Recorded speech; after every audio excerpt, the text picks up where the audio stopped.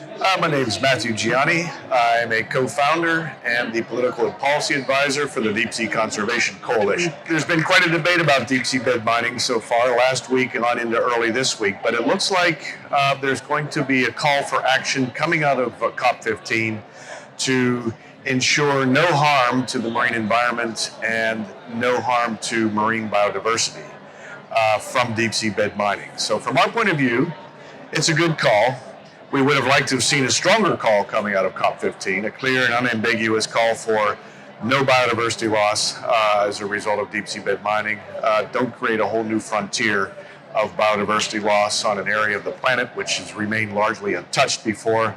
The world is trying to move toward halting and reversing biodiversity loss. But nonetheless, the call that is likely to come out of here, and it still remains to be approved by the ministers and by the full plenary of the conference, so far we think, fingers crossed, will be helpful in moving this issue forward on into the next round of negotiations in 2023.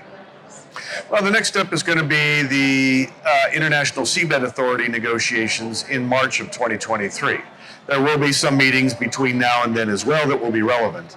But that's basically shaping up to be quite an important meeting because 2023 is the year that the International Seabed Authority basically has to decide whether they're going to start handing out licenses or taking on applications for licenses to mine, or try to put a pause and suspend the whole process until A, they get much more scientific information, B, can assess the risks to biodiversity and the marine environment, and C, reform the International Seabed Authority so that it's not such a strong pro-mining organization, but is one that serves to A, ensure the effective protection of the marine environment, and B, act on benefit of humankind as a whole. Two major, significant, clear obligations in the Law of the Sea Convention under which the International Seabed Authority and its member states are required to operate.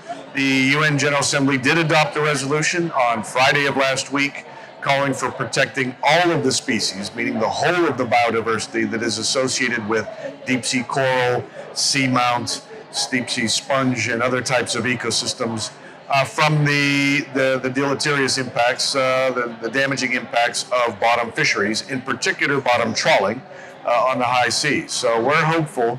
Well, we're not hopeful. I mean, we will try. We're hopeful, but we will also be taking that new commitment that the General Assembly has called on high seas fishing nations to make into the regional treaty organization processes early next year, one in the South Pacific and one in the North Pacific, that manage high seas fisheries to basically try to get these commitments, these new commitments implemented and transposed in international law.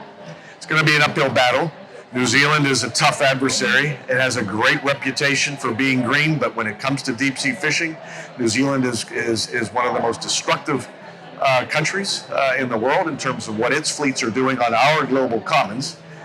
And we're hopeful that this new commitment coming out of the General Assembly can finally change the government's position away from allowing this destruction to continue to happen toward protecting these deep sea ecosystems.